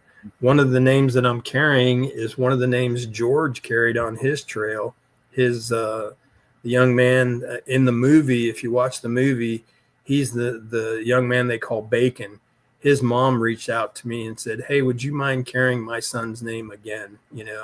And she wanted me to share his story, and so I did a dog tag for him, and I'm sending her one so that she has one, so that she can kind of put on her keychain and keep it and kind of keep track of the fact that he's still a big part of her life. But that's the reason I'm called Dog Tag, and is because I'm carrying dog tags with names of veterans and first responders that have chosen to take their own lives. But we need to stop this problem. So, and it's an epidemic. It's not like the numbers are dropping. No, and they have a lot of programs for this. And you can contact any VA. If you're not happy with the results you're getting from one VA, contact another one. Or Dave, throw that number. We got the phone number here for Love Endures Ministries at the bottom, but throw that thing back up there if you get a chance, if you're still in there. And locally, any American Legion post, if you go to any American Legion post, you don't have to be a vet, but if you know somebody that is a veteran that needs help, the American Legion has the program Be the One, and the intent is to get our veterans help. So, don't be afraid to ask for help. And for the families that have lost somebody, don't be afraid to talk about your loss, because your loss carries a great message, and hopefully it can impact and save the life of somebody else. So, right, and see, it's and grief. They do grief counseling, marriage counseling. I mean, they are faith-based counselors, and they also reach out. I mean, they do a wonderful job of getting the word out and helping you understand and process and such as that. And if you have a loved one that's committed suicide or hurt themselves in some way, well, you might start thinking, well, maybe that's what I need to do, and maybe they had the right idea. It's not the right idea. One of the things about, thanks, Dave. I know where that's at now. One of the things about our veterans that we have to deal with, and it's not just the veterans, it's the police, it's the fire department, it's the EMS. You deal with so much death, and people are normally they are scared of death. They don't want to face it. Well, a lot of these veterans and firemen and EMS and police officers, they've already looked this monster right in the eye. They've already seen it, and they're not afraid of it. Yeah. And that loss of fear, and they start feeling hopeless. Well, nobody's looking at what I'm doing. Nobody cares about me. Why am I even here anymore? It makes it a lot easier for them. Well, the thing about suicide is that people who commit suicide often think that it can stop their pain, their suffering, their pain. What they don't realize is the amount of pain that it brings upon their family, and it's the ones left behind that often suffer the greatest pain. Their pain's no longer, they don't have, they don't have to think about all the dead people that they've seen, or the trauma that they've seen, or they don't have to see it no more. But unfortunately, the families have to continue to live and continue to see it. And unfortunately, there's there's families that, it's cyclic, and the fact that, one member does it and they kind of said, oh, okay, well, it made their life better. So, now I'm carrying this burden. So I'm going to end mine, and, it just, I can't encourage enough. If you know somebody or a veteran that, is even considering it, put them in touch with me. They can come hike with me. They don't have to hike the whole AT, but they can spend a day or two with me out on the trail, and who knows, maybe just that, you talk about it being a faith-based, your podcast being a lot of faith-based. I'm not a church going guy. I used to be, and I told you why I kind of stopped going to church. But I know that the man's still involved in my life because he keeps putting people in touch with me. And, it's like I said, every time I turn around, I share what I'm doing. And next thing I know, I have another name to add to my dog tag. So, he's still involved in my life. And, some people say that the AT, you want to see what God is capable of doing, go walk the AT, and some of the most beautiful parts of this country. You'll get some of the most beautiful views in the world. And you don't have to, there's people who will speed hike the AT. The record was set this year. Some young lady did it in 44 days. Don't expect Rob Diamond to do it in 44 days. It ain't going to happen. But my thought is that there's no way that she got to experience the great part of the trail that we get to experience, the beauty of the trail. The nice thing about starting in February is you get the views where you don't necessarily, they call the AT the green tunnel. There's parts of the AT that when you're hiking, you don't even see the sky, because, the trees are so overgrown, they call it the green tunnel. And so the nice thing about starting in February is that you, at least down in Georgia, North Carolina, before the leaves start to bloom, I'll get to see some of the nicer views down there. And, And from starting in Georgia and going north, well, you won't have to deal with Georgia heat. By the time summer gets here, you'll be further north. Yeah, I'll get to deal with the Virginia heat. Trust me, I know that one. I'm quite familiar with the Virginia heat. So that's almost like heating, dude. Yeah. And you're above the gnat line. Come on now. You can't have fun up there if you ain't got gnats. Yeah, exactly. I'll put some in a Ziploc, send them to you. Well, I know that's some of the people say that, do you look forward to the black flies of the Northeast? That's probably next to the ticks. That's probably the thing that I hate the most is having bugs fly in my face and my mouth and everything. So that was the other thing I was going to ask you about a while ago. You was talking about ticks. I was thinking to myself, I know down here, you get a mirror, you get your wife or whatever, and you do a tick check. How odd is that to be out on the trail, run across somebody? Hey, dude, how about giving me a tick check? Yeah, exactly. That would just be awkward.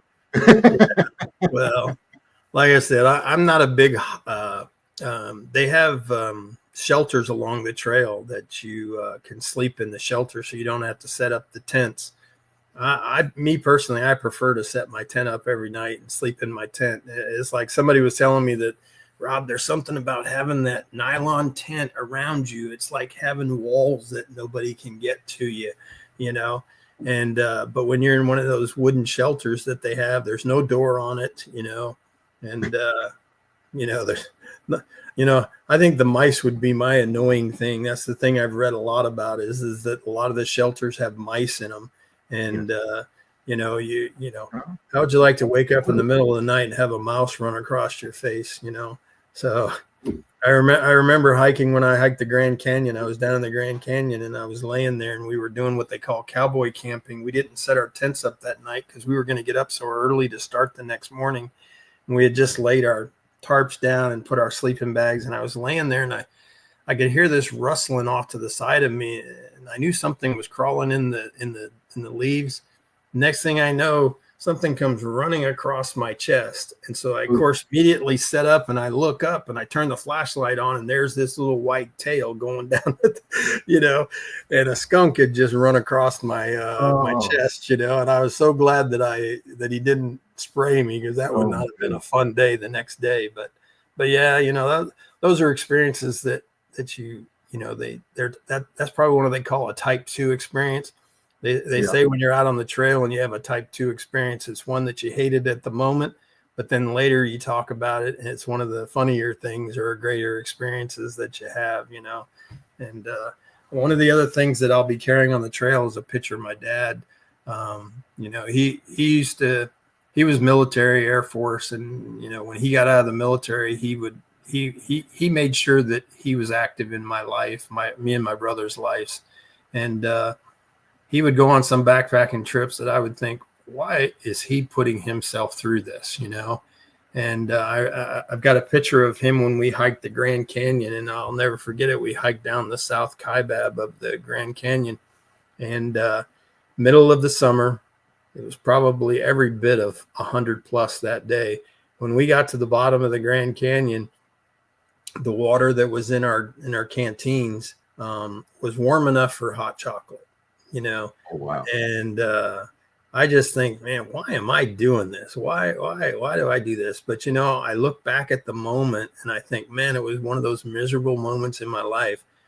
But it was probably one of the greatest experiences, partly because I was doing it with my dad, and I just know that if my dad was still alive, he'd be the first to volunteer to be hiking with me or providing trail magic all along the trail. Because there are some people that have people that support them the entire trip that will drive the trail, and they'll meet them at different places and, take them into towns or whatever. But, I'll be carrying a picture of him with me on my backpack so that, it's a constant reminder of, of all the good times that we had together, and that if he was still alive, he'd still be wanting to do it. So, Absolutely. Sounds like he absolutely would. Yeah. So y'all, when you send him a name, if you have any personal information about him, just give him a couple of hints. Let him know who this person was a little bit. If you have a story to share, not necessarily the bad story. I mean, I do like to know the story of maybe why they might have killed themselves, but there has to be some good stories about the individual too, and what was their favorite thing to do? One of the moms, she sent me he was a Marine, and I asked her, I said, so you want his name on a red dog tag? Oh no, he hated red. He'd want a black dog tag. So of course I put his name on a black dog tag, so, Absolutely. And that is just, when I look at his dog tag, I said, that's, he's a Marine. Why is a Marine on a black dog tag? And then I think of the story, and she tells me, well, that's because he hated red, So, yes. But yeah, it would be nice to hear a little bit about the individual and their story. And like I said, it's like, at the end of the keeper is kind of a little twist there at the end of it. Yeah. And, but I kind of look at it this way. Those people were with him. Oh, Those stories were with him. Definitely. They helped him through the trail. Yeah. And because, you never walk alone. Yeah. And he walked the trail for them, and they walked the trail. He walked the trail for them, and they walked the trail for him. They went together. And it's the way it should be, I think. Yeah. Well, like I said, if you follow me on my YouTube channel, you'll get to hear some of the stories. I'm sure I'll have a few good stories and a few bad ones, along the trail, and maybe a few that'll make you laugh. If you haven't watched the movie The Keeper, you'll enjoy the caption of his bear encounter, The one I like best was when he went to the hotel to spend the night. It was supposed to be haunted. The haunted hotel, yeah. And I've talked to people, and they say that place actually exists, that thing is haunted. And I go, well, I got to find the name of that place, because I think I'll sleep outside, He was going through there. Nope, not doing it. he had enough of that one. So, but I don't want to give away the whole movie. But it's definitely a great story. That was amazing. George You're going to find this hard to believe, but Dave and I have a series on our podcast here where we went ghost hunting at White's Creek Bridge here in Colquitt, Georgia. If you get the chance, you need to watch that. There's 3 parts of it up right now. Yeah. Yeah, it was. Well, I will say I believe in ghosts. I believe in ghosts. I've had a few experiences in my life where I've seen. One of my more interesting stories. I live here in Virginia, and we have a couple battlefields. And that's actually one of the places that I do most of my walking in is the Petersburg battlefield, the Five Forks area. And they told me don't ever hike at night out there. Of course, the park says the trails are all closed at night, but don't ever hike at night. Well, I was hiking over at the large battlefield where the crater is in Petersburg. And when I was in the military, it was right next to Fort Lee at the time. And I used to go out there and I'd do all my daily runs over in the battlefield.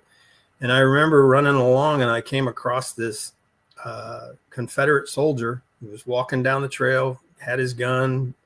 And as I ran by him, I said, "Hey, how you doing?" And he just kind of made some grunting sound. And so then I kept running. And then I thought to myself, did I see what I thought I saw? So then I stopped and turned around and looked back, and he wasn't there. And I thought for sure I had seen a ghost in the battlefield. So, Wow. so Well, where David lives and where I lived for a long time is really close to the Chickamauga battlefield. And, you know, they have green eyes up there. So, and they do a green eyes festival now as well. oh, So, wow. I mean, I've never seen green eyes, but I don't know. I have a hard time believing in ghosts. If I ever see one, I'll be convinced. But it just, I don't know. I don't. There's a lot of things I don't believe in. That I'm very skeptical of. Like we have Greg comes on here from Backwoods Cryptids. Bigfoot, seen him. I ain't seen one. I ain't buying it. I'm the biggest skeptic there is, but I do know about it. And he's more than welcome to come on here and talk about it. And some of the stuff that he does just absolutely fascinating. Yeah. You know, I don't. I mean, if Bigfoot's ever found, it's going to be found from somebody like him that's passionate enough to get out there and what he believes in and go for it. You know? Yeah. But I have trouble with it. I know. When I was younger, probably you probably know it, but there was the big thing. That's all they talked about was the Bigfoot. And every time we'd go camping up in the mountains in the West, I would always think, man, am I ever going to run across this thing? And we used to, as scouts, we used to scare the crud out of the younger kids. You know, late at night, we go running through the woods and convince them that they had seen Bigfoot. But hiking the AT, I just, there's a lot of cemeteries along the AT.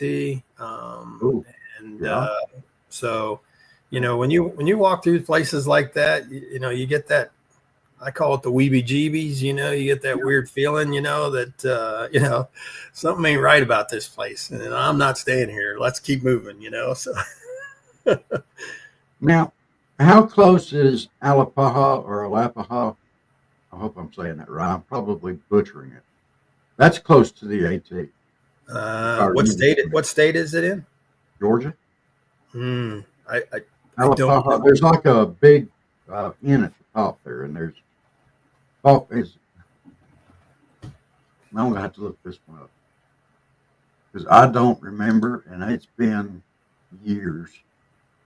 But I hiked up it.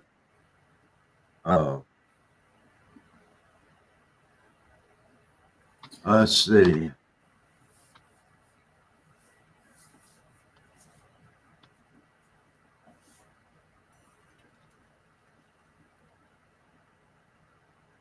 There's a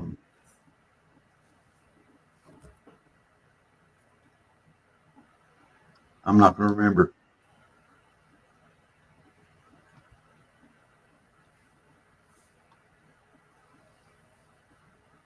Well, I think the place that George got scared out of was a a facility, a house that was used as a Civil War hospital at the time during the Civil War. I think that building was used as a Civil War hospital. And so that's why it has a lot of what supposed ghost in it, so, but, well, that'll make you go, I don't know if I want to stay there or not anyway. Yeah. My sister tells me that she'd love to experience a ghost. She wanted to go stay. There were some hotels out west that were supposedly haunted, and she wanted to go stay in some of these hotels that were haunted. And, it's one of those things. I don't know if I'd hunt it down. If I experienced it, it would be one thing. But if I hunted it down, I don't know. I don't know. It's just like me. I don't need to go hunting no bear. But if I come across one, I can, I hope I have my camera and get a picture of it. And, that. I really, one of the things that threw me off about the Bigfoot was I watched this documentary on it. This guy had been tracking them, and at the end of it, he was like, okay, he's right up there behind that tree, but I just can't go get this picture. I'm going to tell you something. He's been looking for this thing for years. Yeah. Years.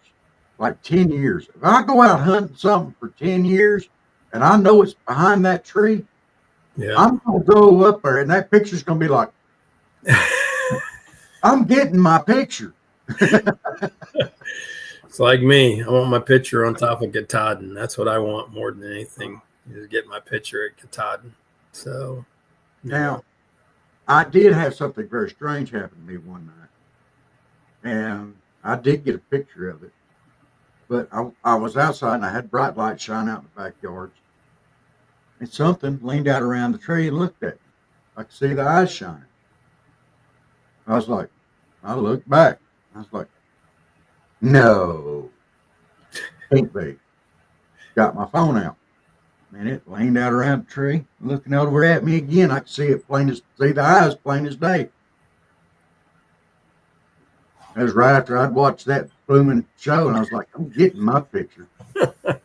I went stomping up through there, and that possum looked around that tree at me again. He was about halfway, about my height, above my height, and he was peeking around the tree, and I could see his eyes plain as day. But I was going to get my picture.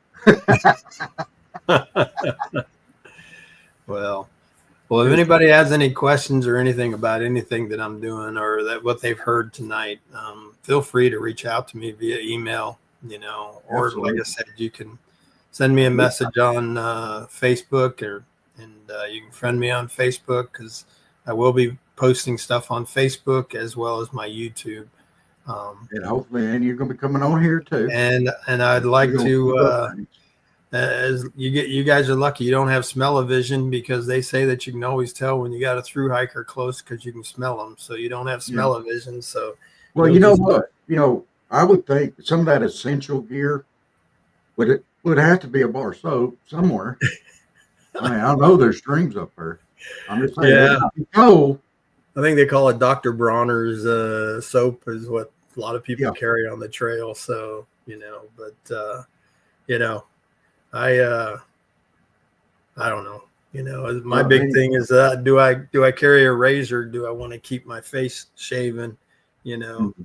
It was funny when I decided to do this AT hike. That's when I grew this facial hair, and my kids, my one daughter that's in college right now, she goes, "Dad, why are you growing a beard? You don't look good in a beard." And I go, "This is my AT look, So this reminds me about my AT hike. So, but hey, that'd be cool. Yeah, well, I wear it because I tell them the reason it's gray is because of you kids. So, blame it on them. Yeah. So, but I'm still trying to remember the name of this blooming. Is it a battlefield or is it a? No, it's a state park, and I cannot remember.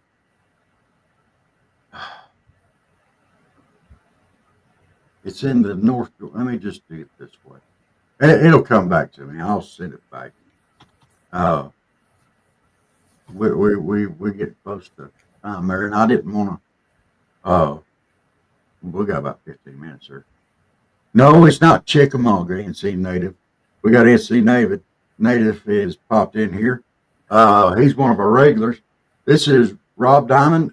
He's going to be hiking the AT, raising awareness for veteran suicide, first responder suicide, stuff like that.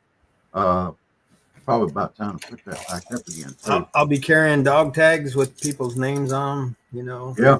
That have committed suicide, and I'm gonna take them on an adventure, so, and who knows, maybe they'll follow along with me. No, NC Native, you're not even regular then. He said he's only regular when he eats oatmeal. Oh, oatmeal. He's not even regular then. But for everybody out there, if you want to donate, I'm going to put that QR code up again. It's not active tonight. It will be active tomorrow. He's asking for a penny a mile. It's 2,200 mile hike, so it'd be $22. Or they can donate whatever amount they want to donate. I mean, I'll take $1, but if they feel the urge or the need, this will go to support other veteran causes along with that. So it's not for him; it's for the veterans and first responders. No, I'm funding the trail completely on my own with my own money, and well, I should say the government's funding it with my Social Security check. So I officially started collecting Social Security this year, and I'll be using that check to pay for my my experience on the trail. Because occasionally you'll stay in hotels or hostels, and they cost money. They say the average your money. Yeah, they say the average hiker will spend about $1,000 a month. And yes, I agree. It is my money but what's unfortunate is that I'll give Biden one credit that he has signed the Windfall Act, which is those of us that paid into our Social Security and collect a retirement, they don't give you everything that you paid into Social Security. They only give you a portion of it. And they just recently passed Congress, and Biden signed it off that money is going to be now given to whatever you're supposed to be getting, you're going to be getting. So I know that I'm supposed to get a certain amount starting next month will be my first paycheck from Social Security, but maybe when Congress figures this all out and they go back and back pay us, I'll get a nice pay raise while I'm out on the trail. So, but yeah, I agree with them. It is my money, and that we paid into it. So yeah. So Alapaha. I gotta quit looking over there. I'm still trying to remember the name of that park. Now you'll remember it as soon as we sign off, right? Yeah, I want to go lay down. That's the way I am. Is that I'll sit there and think about something, and then it'll come along when I least can remember. Oh, that's what I was looking to try to remember. So, I know what I'll do. I'll get on this map right here, and I'll find it. Maybe. Oh, let's see. It was close to Fairmount. Or was that where I was going to go fishing one time? Amicalola. Oh, that's where the AT starts. Is Amicalola Falls. Okay. Amicalola Falls. I knew it had something to do with that with the AT. I knew it was right there somewhere. Yeah, the AT. It doesn't actually start at Amicalola Falls. They have a ATC center there where you can register for your hike at Amicalola Falls, and then you can hike what they call the approach trail, which is 8.5 miles up a mountain to Springer Mountain. I have decided not to do the approach trail. I figured 2,200 miles is enough. I don't need to add another 8.5 miles to it.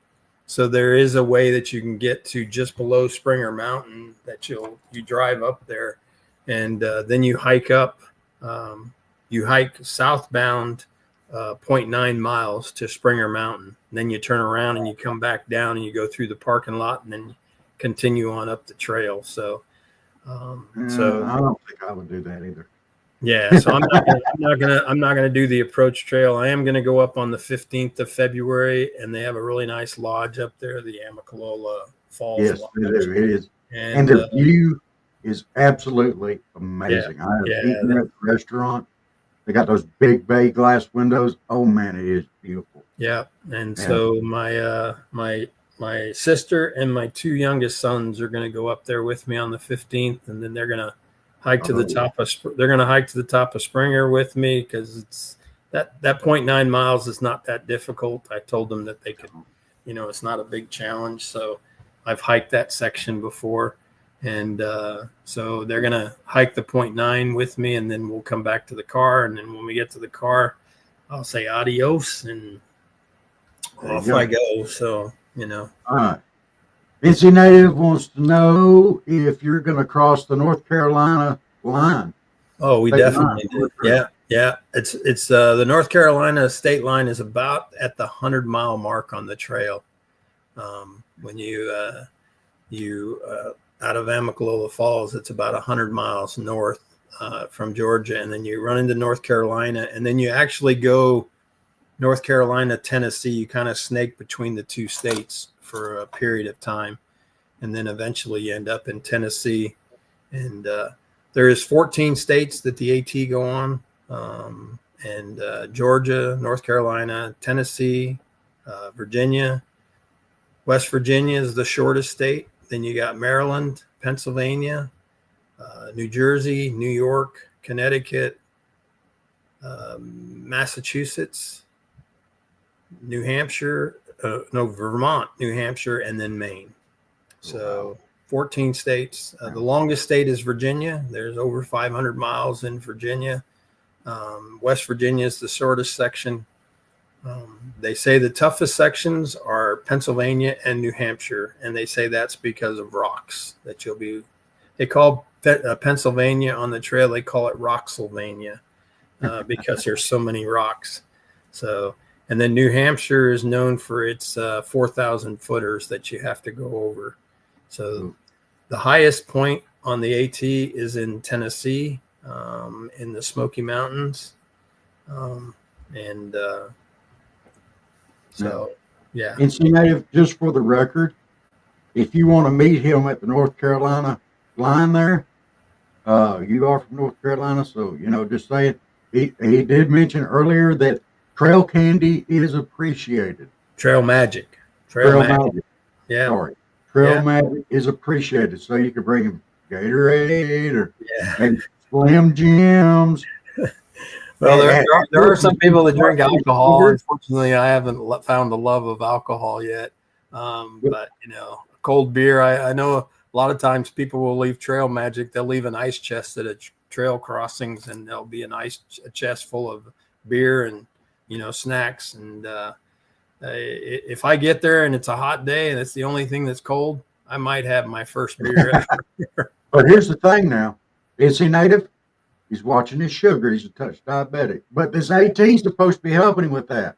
Oh, yeah. Maybe you could bring him a few little Debbie's. Yeah, that's the trail snack on the trip. Is Little Debbie's is one of the big snacks. A lot of hikers, they say that's the trail snack that they love. And yes, they say the average AT hiker will burn 5,000 to 8,000 calories a day walking.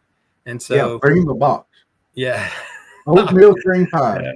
Yeah, my doc says that, Rob, you're not going to have any trouble because I currently use a continuous glucose monitor to monitor my sugar, and I'm going to wear it for at least the first month because I want to be able to track my sugars and see what they're doing. And Nutty Buddy. Yeah, yeah. The other trail snack that everybody talks about is Snickers. Snickers is the candy bar of the trail, is what everybody talks about it. Oh yeah, oatmeal cream too. Hey, I might just got you hooked up with some trail magic there. Yeah, and I mean, one of the other things that people can do is if you're from afar and you want to provide support. There are places that you can mail packages to people that are hiking the AT, and you can send them. Keep going. I need 1 second. Yep, you can send Trail Magic to local, either to the hostels. They have mailing addresses, or you can go through towns and go to the local post office and have packages.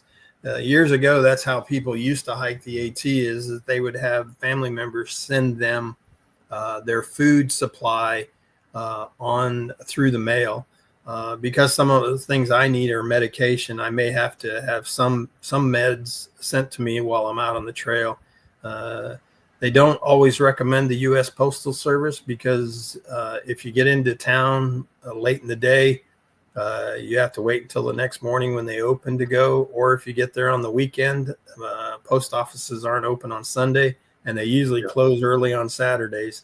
So a lot of people say if you're going to send packages to people that are on the AT, it's best to send them to the hostels that are along the trail, or even some of the hotels in the local towns will take packages, and they mark the package, with the hiker's name, and they put through hiker on the side of it so that they will hang on to the package until the through hiker comes through. So yeah. So, all right. Well, let me put this up one more time. This is the QR code. It'll be active tomorrow. Yeah. So screenshot it, guys.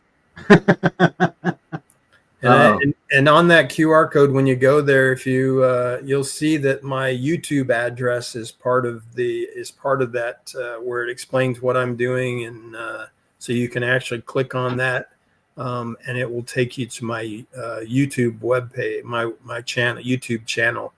There are currently 3 videos up there. One explaining that I'm going to do carrying dog tags. The other one is committing to doing the through hike. And then my most recent one that I just put up this week was my explanation is why I'm being called dog tag, which is hence the reason for bringing attention to veteran and first responder suicide. So,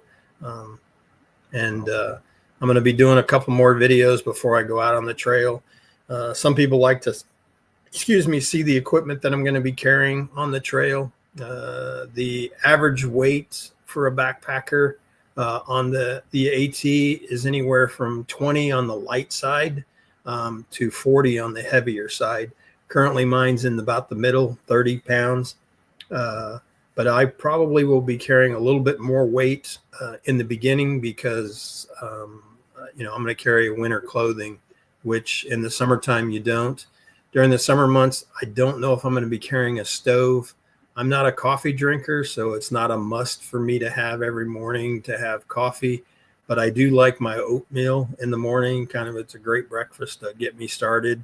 And so you're in the summertime, a lot of times people will go cold, what they call cold camping. They won't carry a stove, and they'll just carry their food, and they eat all cold food, except for when they go into town, and that's when they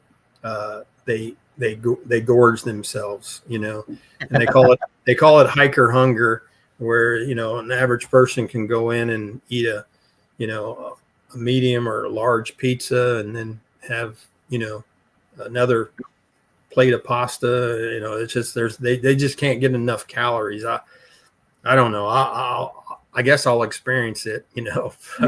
We'll see. So I'm sure you will. Yeah, I've seen them talk about them just eat.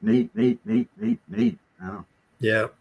Well, I hope to lose weight, but I hope to find a way that when I get off the trail that I don't feel the need to put back on that 50 plus pounds. And the young kid that I was talking about that did Trail Magic for me in the Shenandoahs, he started out at just below 300 pounds. He said he lost 90 pounds on the trail when he hiked the trail. Wow. So I don't know if I want 90 pounds. I might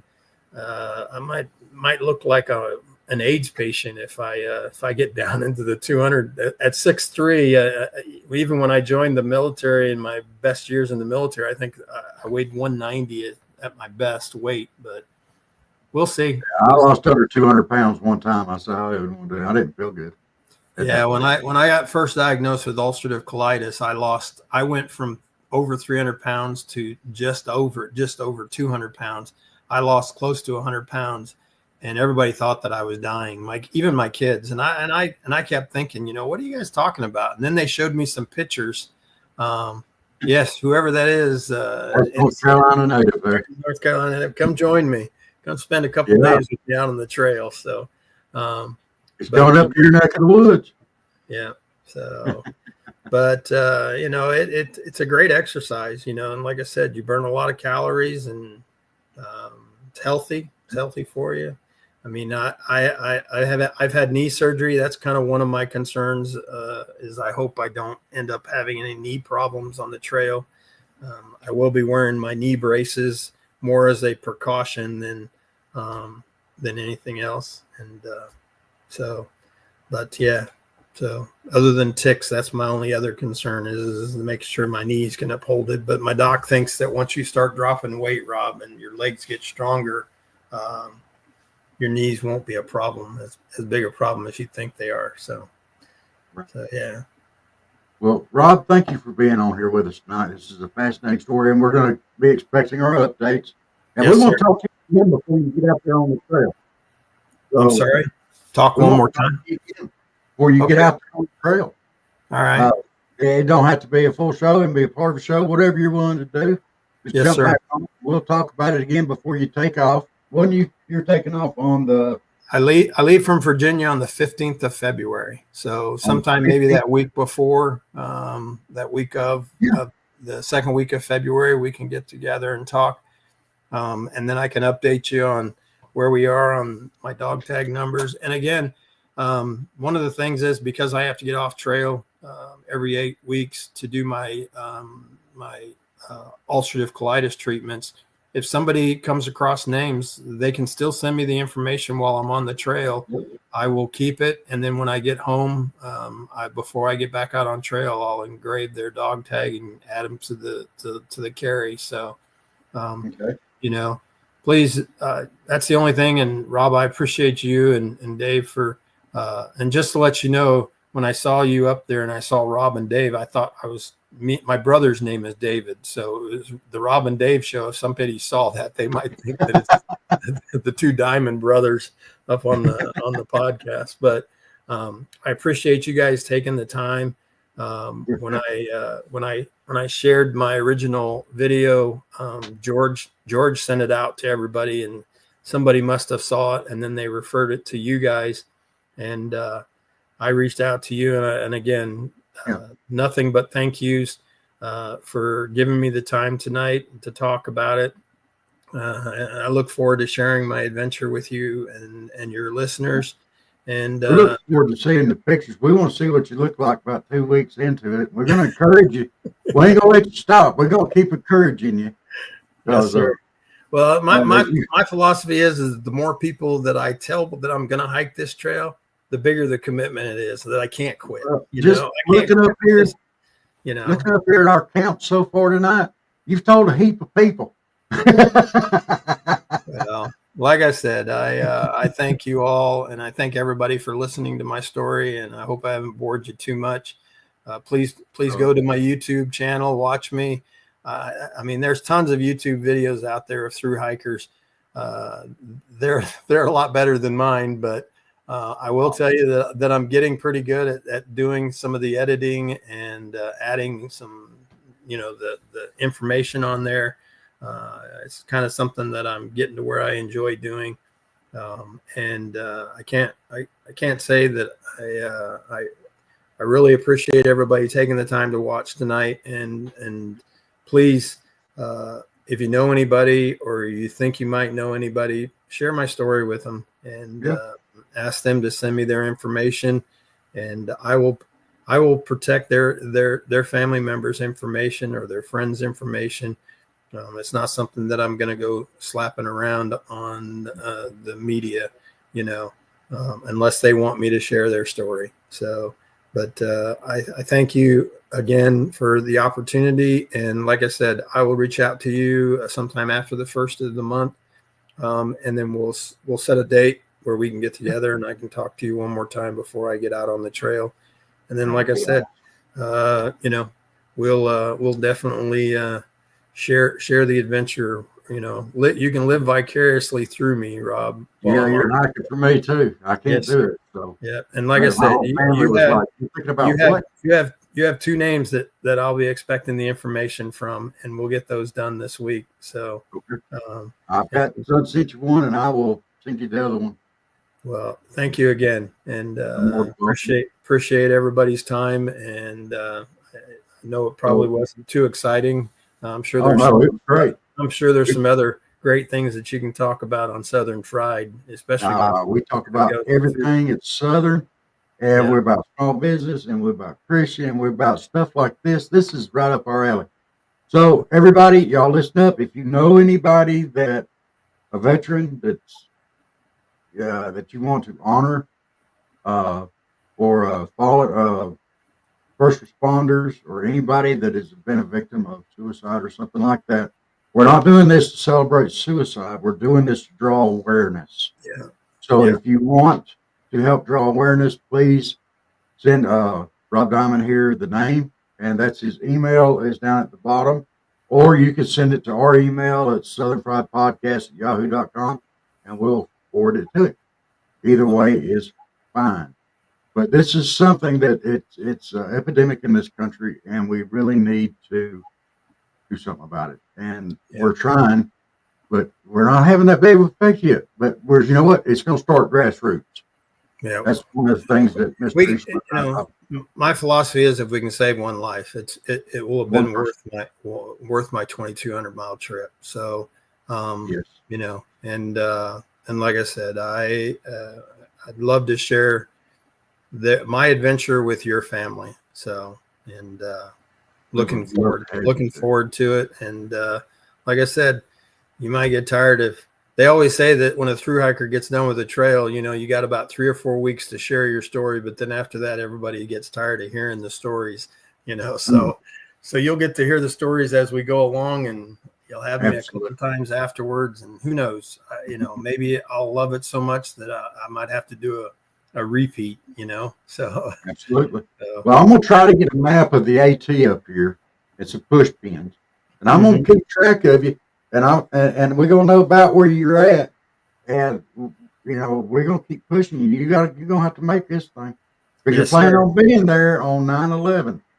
Yeah, that's the plan. The only thing that'll keep me off that mountain on 9/11 will be weather. They said sometimes the weather can be pretty bad, but if I'm there on September 11th, I think I'm climbing the mountain regardless. Whether I'll have a view at the top or not, 9/11 is what I want. So, well, you're gonna get your picture of your Bigfoot.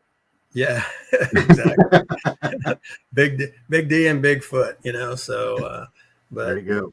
Thanks again, Rob, and I appreciate your time tonight, and all your listeners. We appreciate them taking the time to listen to my story, and our veterans are probably one of our most important assets that this country has, and we need to keep them around. Yes, we do. And they did their time, and we need to make sure that we're protecting them and their and also their families. Their families need to have them around. So appreciate it, and you have a great evening. And again, thank you for your time tonight. Well, hang around just a minute. We'll play this thing outro here, and I want to tell everybody, y'all make sure y'all like, follow, and subscribe if you're willing to. Y'all push Mr. Rob's story out here. He's looking for names to take with him. So y'all search your heart, search your friends list, everything, and see if we can help him get some more names to take. He's looking for them. Thank you. Right. And we thank the world of y'all. Thank you for watching. A very big old Southern Fried salute. We will see y'all. If not tomorrow, we'll see you Wednesday morning for sure. Dave may be on here in the morning. All right. Thank you, guys. Well, once again, it's time, my friends, for another meet and greet. We're Southern Fried and nationwide, so hang on to your seat. Look around, here's what I found. I guess you'll never know what you'll see on the Southern Fried Podcast Show.